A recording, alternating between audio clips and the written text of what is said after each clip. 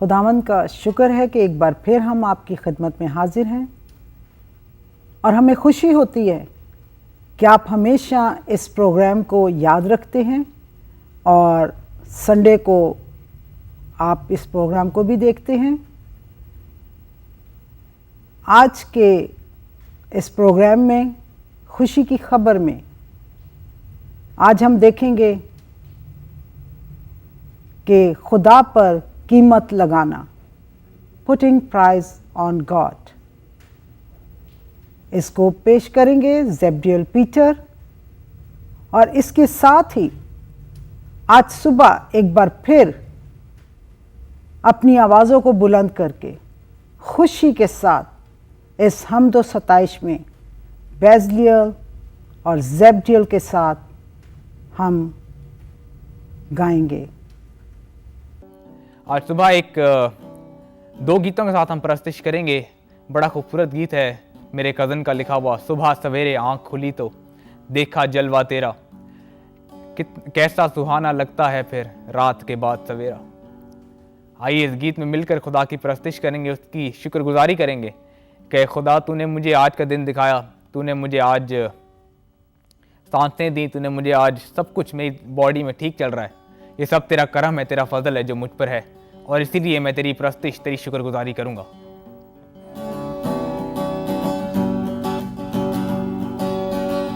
सुबह सवेरे आँख खुली तो देखा जलवा तेरा, सुबह सवेरे आँख खुली तो देखा जलवा तेरा,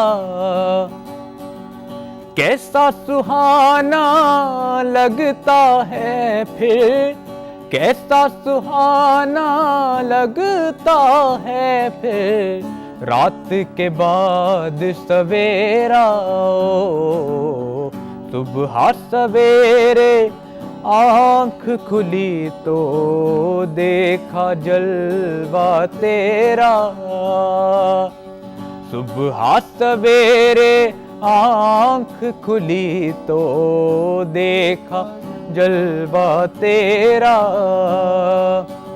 राहें ऐसी भी हैं जख्मी सीधी मालूम होती हैं, राहें ऐसी भी हैं जख्मी सीधी मालूम होती हैं, पर इन राहों की इंतहा में, पर इन राहों की इंतहा में करती मौत बसेरा। इन वर्डिंग का मतलब बिल्कुल साफ है कि हम कुछ ऐसी चीज़ें हमारी ज़िंदगी में पाई जाती हैं जो खुदा को नापसंद हैं, जिनका हमें भी पता है कि those things lead to death, वो हलाक कर देती हैं। तो इस बात से सिर्फ ये वर्ड्स में ढाला गया है इसको कि राहें ऐसी भी हैं जख्मी सीधी मालूम होती हैं, पर इन राहों की इंतहा में करती मौत बसेरा। राहें ऐसी भी हैं जख्मी सीधी मालूम होती हैं, पर इन राहों की इंतहा में करती मौत बसेरा। सुबह सवेरे आँख खुली तो देखा जलवा तेरा, देखा जलवा तेरा। आइए उसके इन जलवों के लिए उसकी प्रस्तुत करेंगे, उसकी पूजा करेंगे। एक बड़ा खूबसूरत गीत है जो हमने कंपोज किया है और ये गीत शुरू में आता भी है। इस गीत के साथ आज मिलकर, इस गीत का वर्ड्स हैं हालेलुया। इसका मतलब है कि उसकी तमजीद करें, उसकी प्रस्तुत करें। आइए इस गीत को मिलकर गाते हैं और उसकी शुक्रगुजारी करते हैं। Hallelujah hallelujah hallelujah hallelujah hallelujah hallelujah hallelujah आमीन आमीन आमीन। हम ईमान रखते एक खुदा है, बाप बेटा रूह पाक है, वो ही निगहबान है, वो ही हमारा चौपान है, इसलिए हम ये गाते हैं सदा हालेलुया हालेलुया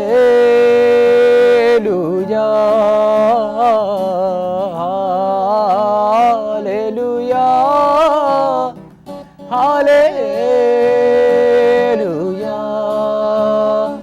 आमीन आमीन आमीन। अगर आप ये प्रोग्राम आज देख रहे हैं, मेरे साथ मिलकर ये दुआ करेंगे। जरूरी नहीं है कि आप मेरे पीछे दुआ रिपीट करें, बट जैसे मैं ये दुआ कर रहा हूँ आप इसमें मेरे साथ आप अपने दिल को लगाएं और दुआ करें। अरे खुदावंद खुदा, मैं ये इकरार करता हूँ खुदावंद के आज मैं जो कुछ भी हूँ, मेरी सांसें चल रही हैं, अगर मेरे होंठ हिल रहे हैं, अगर मेरे गले से आवाज़ निकल रही है, मेरी आंखें देख रही हैं, वो सारा आपका फजल है, आपका प्यार है, आपकी मोहब्बत है। खुदावंद मैं आज आपसे जिन भी गलतियों में मैं फंसा हुआ हूँ खुदावंद, जो मेरे से गलतियाँ हुई हैं उनकी माफ़ी मांगता हूँ और ये इकरार करता हूँ कि आप खुदा हैं और आपकी मर्ज़ी मेरी ज़िंदगी में पूरी होगी। और चाहे जो मर्ज़ी हो जाए, मेरी ज़िंदगी में सिर्फ आपकी मर्ज़ी पूरी होगी। चाहे जो मर्ज़ी हो जाए, मैं सिर्फ आपकी परस्तिश करूँगा, मैं सिर्फ आपके सामने सजदा करूँगा, क्योंकि आप ही ज़िंदगी देने वाले खुदा हैं, आप ही जीवन देने वाले खुदा हैं, आप ही खुदा अजीम है। खुदावंद आज सारी परस्तिश का इज़्ज़त और जलाल आपको देता हूँ। हमारा ये म्यूज़िक, हमारा ये गाना बजाना कुछ भी नहीं है अगर आपका प्यार हमारे साथ नहीं है और अगर हम आपकी परस्तिश दिल से नहीं कर रहे हैं। खुदावंद आज हमारी परस्तिश को कबूल करें और अपनी बरकतों को हम पर नाज़िल करें। मांगता हूँ और पा लेता हूँ आपके प्यारे बेटे यीशु मसीह नासरी के नाम से, आमीन। खुशी की खबर में इस एपिसोड में आपको खुशामदीद कहते हैं और मैं बहुत प्रिविलेज हूँ कि मैं आज आपके सामने आ सकूँ और ये कलाम की बातें आपके साथ शेयर कर सकूँ। आज का हमारा टॉपिक जो है वो है putting a price on God. Basically इसका जो उर्दू में तर्जमा होएगा वो ये होएगा कि खुदा पे कीमत लगाना।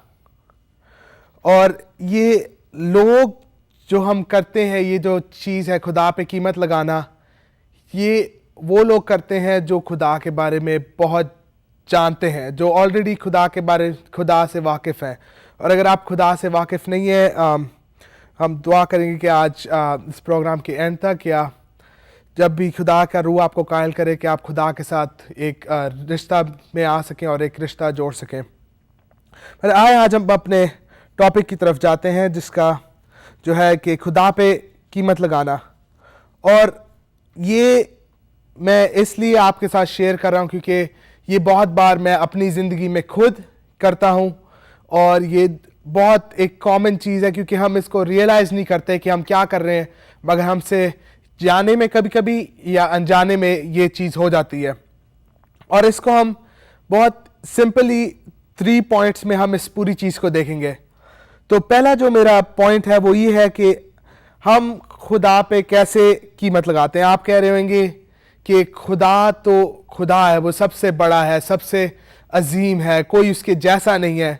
मगर एक चीज़ हम भूल जाते हैं कि हम इंसान होते हैं खुदा को एज ए थिंग, एक चीज़ के नाते देखते हैं, एक दूसरे डीएटी के हिसाब से देखते हैं। और हम ये ऐसे करते हैं कि हम उसको अपने प्लेजर के लिए बेच देते हैं। अब मैं ये बात नहीं कर रहा कि हम उसको जो हमारी जॉब होती है उसके लिए बेच देते हैं। नहीं, हम खुदा को कभी भी बेच नहीं सकते, क्योंकि खुदा प्राइसलेस है, खुदा पे कोई कीमत कभी कोई लगा नहीं सकता। मगर हम जिस तरीके से उसको बेचते हैं वो ये है कि हम उसको अपने कामों से बेच देते हैं। जैसे अगर एक जो फ्रेज है 5 मिनट्स ऑफ फेम, कि उस 5 मिनट्स ऑफ फेम के लिए लोग दुनिया में क्या क्या नहीं करते, क्या क्या नहीं छोड़ देते, क्या क्या नहीं हासिल कर लेते, क्या क्या नहीं गिव अप कर देते। और यही चीज जो है हम ये करते हैं कि हम खुदा पे कीमत लगा देते हैं सिर्फ उन 5 मिनट्स ऑफ प्लेजर के लिए, 5 मिनट्स ऑफ फेम के लिए।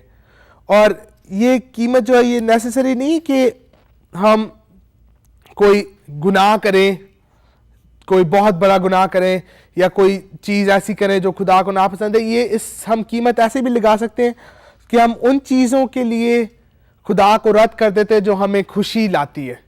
जैसे अगर मुझे पता है कि मुझे संडे को चर्च जाना चाहिए, मगर जॉब पे मैं अपनी ये बात जाहिर कर सकता हूँ कि मैं संडे को जॉब नहीं कर सकता क्योंकि मैंने चर्च जाना है। लेकिन हम इंस्टेड ऑफ दैट हम ये करते हैं कि हम उनको कहते हैं कि हाँ मैं मैनेज कर लूँगा, एक संडे चर्च नहीं गए, 2 संडे चर्च नहीं गए तो क्या हुआ, पैसे तो आ रहे हैं। मगर इस चीज़ से चाहे ये हमारी ज़िंदगी में तो खुशी ला रही है, हमारी माली ज़िंदगी में बहुत खुशी आ रही है इस चीज़ से कि पैसे आ रहे हैं घर में, बच्चों को जो चाहिए वो मिल रहा है। मगर इस चीज़ से हम खुदा पे कीमत लगा देते हैं कि हम खुदा को कहते हैं कि खुदा आप जो हो वो इस अमाउंट से, ये 2 हफ्ते की तनख्वाह से आप ज़्यादा वैल्यूएबल नहीं हो हमें। आप जो मेरे काम है, जो मेरे बच्चों की खुशी है, मेरी अपनी खुशी है, आप उससे ज़्यादा वैल्यूएबल नहीं हो। और ये एक गलत बात है और ये नहीं होनी चाहिए, क्योंकि हम जो मसीह हैं, अगर कोई मसीह देख रहा है इसको, कि ये बात नहीं होनी चाहिए कि आपको खुदा को किसी और चीज़ के लिए सब्स्टिट्यूट नहीं कर सकते, क्योंकि खुदा खुदा है। और हम बाइबल में से देखेंगे कि कौन सी चीज़ें ऐसी होती हैं जो स्पेसिफिकली बाइबल में कही गई हैं जो खुदा को नापसंदीदा है, और अगर उसको देखा जाए, अगर हम वो चीज़ें करते हैं तो हम उन चीज़ों करने से खुदा पे एक कीमत लगा देते हैं, खुदा को एक गिरवी रख देते हैं, खुदा को सब्स्टिट्यूट कर देते हैं। और ये हम देखेंगे गलेशियंस चैप्टर 5 उसकी 19 से 21 आयत तक, गलतियों उसका 5वां बाब उसकी 19 से 21 आयत तक हम देखेंगे। मैं इंग्लिश में पढ़ूंगा। इसमें लिखा है, Now the works of the flesh are manifest, which are these: adultery, fornication, uncleanliness, lasciviousness, idolatry, witchcraft, hatred, variance, emulation, wrath, strife, seditions, heresies, envyings, murders, drunkenness, revelings, and such like, of the which I tell you before, as I have also told you in time past, that they which do such things shall not inherit the kingdom of God. अब ये आयत में ये पौलुस रसूल जो है उसने ये गलतियों के नाम जो उसने खत लिखा है उसमें उसने बहुत आसानी से हमारे लिए ये बातें जो है वो आउटलाइन की है कि ये करने से तुम खुदा की बादशाही में नहीं हासिल हो सकते। और ये वो इसलिए कह रहा है क्योंकि अगर हम खुदा को नहीं जानते, क्योंकि हमने तो खुदा को अपने कामों से, अपनी हरकतों से, अपनी बातों से गिरवी रख दिया था, तो हम खुदा के साथ हमारा कोई रिलेशनशिप नहीं है। तो इसलिए अगर हमारे साथ खुदा का कोई रिलेशनशिप नहीं है, अगर हम खुदा को नहीं जानते यीशु मसीह के जरिए, तो हम जो हैं वो खुदा की बादशाही में नहीं जा सकते। और हम ये चीज़ें करने से हम खुदा को ना सिर्फ गिरवी रखते हैं, मगर हम खुदा को दुनिया को बेच देते हैं, कि हम दुनियादारी में बेच देते हैं। हमें ये नॉलेज है, अगर किसी को नहीं है तो ये बात है कि बाइबल में नशा करना और अल्कोहलिज्म, जैसे इधर लिखा है ड्रंकननेस, ये मना है। मगर हम इंसान होते हुए हम ये कहते हैं यार 1 गिलास हो गया, 2 गिलास हो गया, मैं अभी तो गुनाह नहीं कर रहा, ये 3रा गिलास, 4था गिलास, और इसी करते करते कोई हमें बोलता है यार ये पी लो, कोई बात नहीं, कुछ नहीं होता, एक ही बार है, फिर ना करना। तो हम इंसान होते हुए सोचते हैं यार सही बात है, ये वैसे एक ही बार कर रहा हूं मैं, से कोई खुदा को इससे भी वो नहीं होएगा शायद। मगर खुदा को इससे हम बेच देते हैं, क्योंकि हम दोस्त को कह रहे हैं यार तेरा जो ओपिनियन है वो बहुत इंपॉर्टेंट है, और खुदा ने जो अपने कलाम में कहा है वो बिल्कुल भी मुझे नहीं सुनना, क्योंकि मुझे ये प्लेजर चाहिए, मुझे ये फेम चाहिए।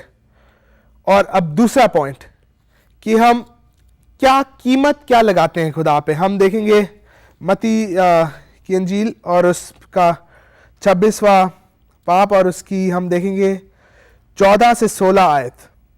इसमें मैं इस वर्ष की बैकग्राउंड आपको थोड़ी सी दूंगा कि ये वर्ष तब के टाइम की है जब यीशु मसीह कुर्बानी से पहले, जब उनके लास्ट सफर से पहले जब वो थे, तो उनका जो एक डिसाइपल था, उनका अपना डिसाइपल यहूदा अस्करियोती, जिसने खुदा को बेच दिया। और हम ये देखेंगे कि इसका रीजन क्या है कि उसने क्यों बेचा।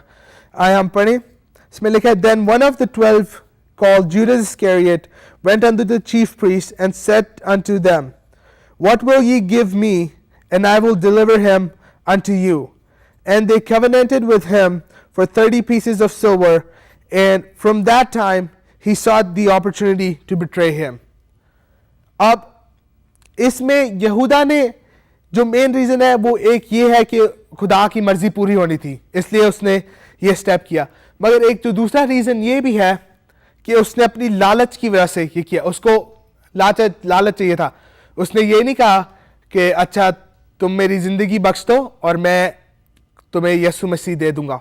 उसने कहा कि मुझे इसके बदले में क्या मिल रहा है, अगर मैं उसको टर्न इन करता हूं, यीशु मसीह को तुम्हें देता हूं, तो मुझे इससे क्या बेनिफिट है।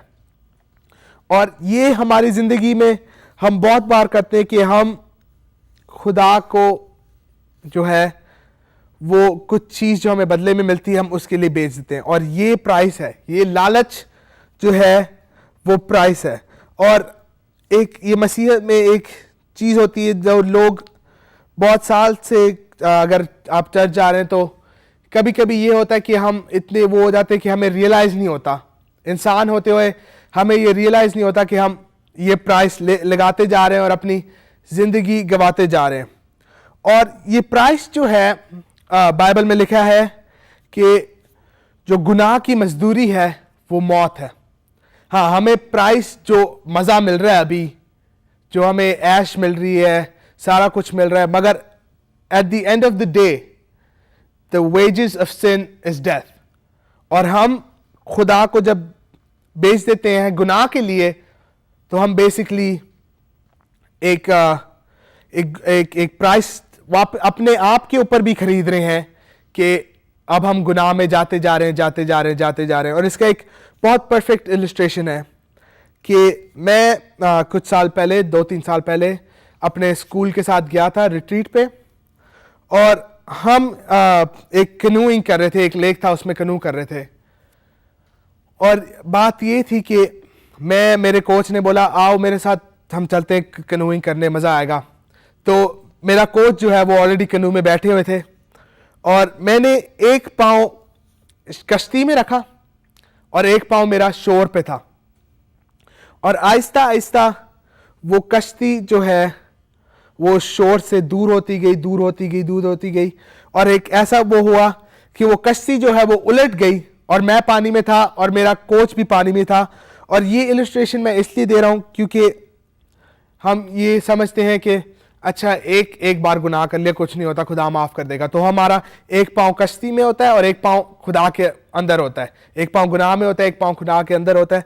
मगर होता ये है कि आहिस्ता आहिस्ता जाने ना जाने में वो कश्ती जो है वो खुदा से दूर होती जाती है, और हम जो है वो ऑटोमेटिकली खुदा से दूर हो जाता है इस पॉइंट तक कि हम उस गुनाह में, वो पानी जो है उसमें गिर जाते हैं।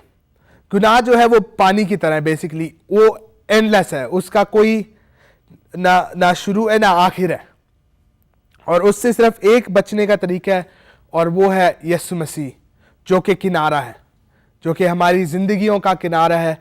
क्योंकि अगर हम पानी में, अगर मैं डूब रहा था उस वक्त, मुझे कुछ नहीं सूझ रहा था, मुझे ये परवाह नहीं थी कि शिप कैसी है, मुझे ये परवाह नहीं थी कि मेरे नीचे क्या है, मेरे आगे पीछे क्या है। मुझे सिर्फ अपनी आंखें जो थी मैं उस शोर पे लगा रहा था, उस किनारे पे लगा रहा था कि मैं किसी तरीके से बच जाऊं और मैं डूबूं ना।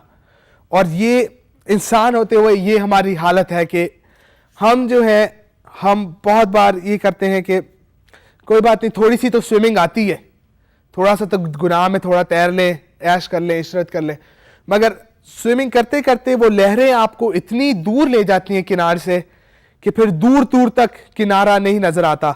और यीशु मसीह जो किनारा है, खुदा जो किनारा है हमारा, वो हमसे कहता है कि आओ मेरे पास आओ, मैं अभी तक यहां पर हूं। वो कभी नहीं हिलता, हम उससे हिल जाते हैं। और ये मेरा जो आखिरी पॉइंट है आज कि हाँ, खुदा कैसे इस चीज से रिएक्ट करता है, खुदा कैसे रिएक्ट करता है जब हम उस पर कीमत लगाते हैं।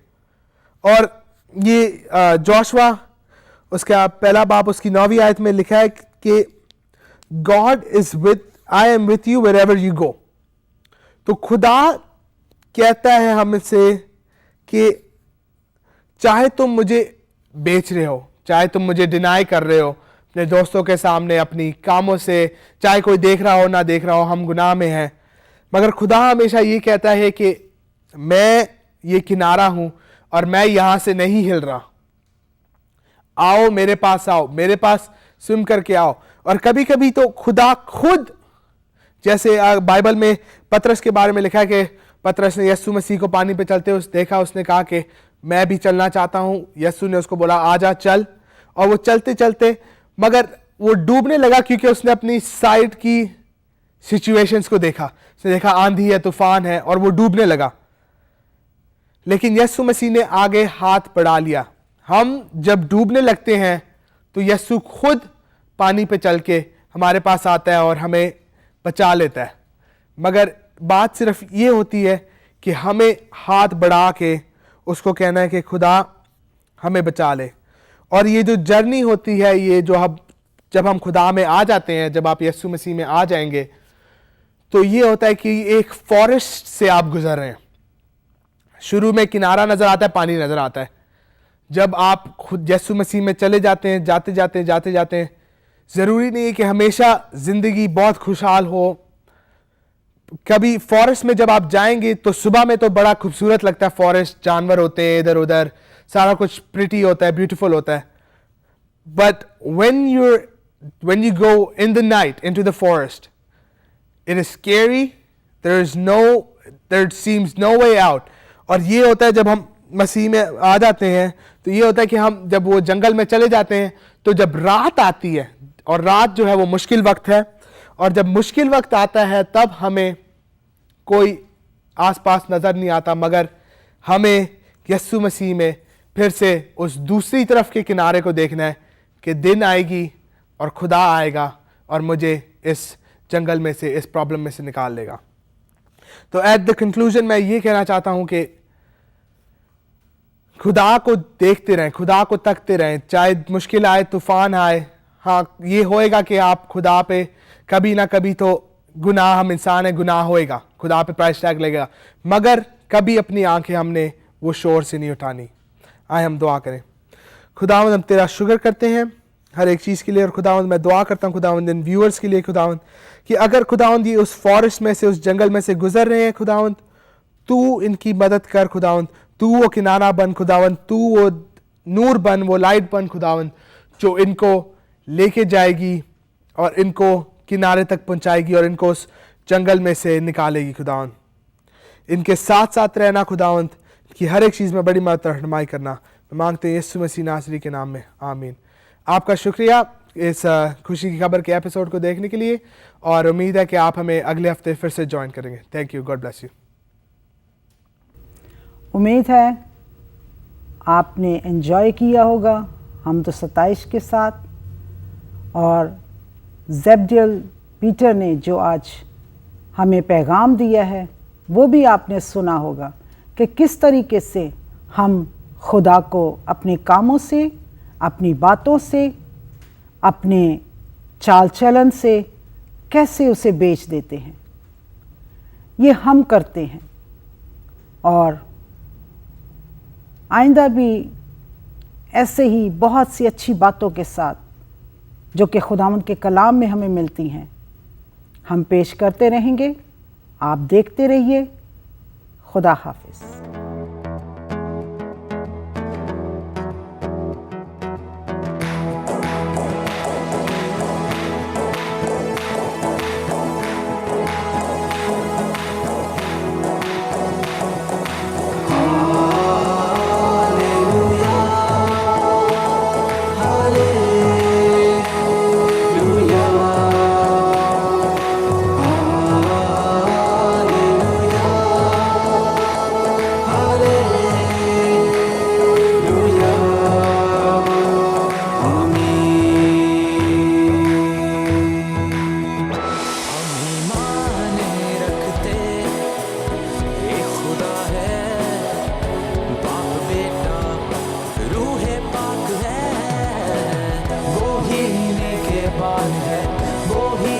हमारा चौपाल है, इसलिए हम ये गाते हैं सदा।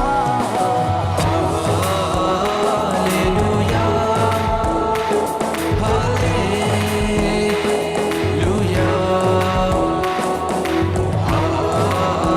हालेलुया, हालेलुया, आमीन। इस दुनिया नू साथ देना च खुदा ने सी बनाया, यसू दे नाम तो एक ही पल विच तेरियां मुश्किलां मुका देगा सदा।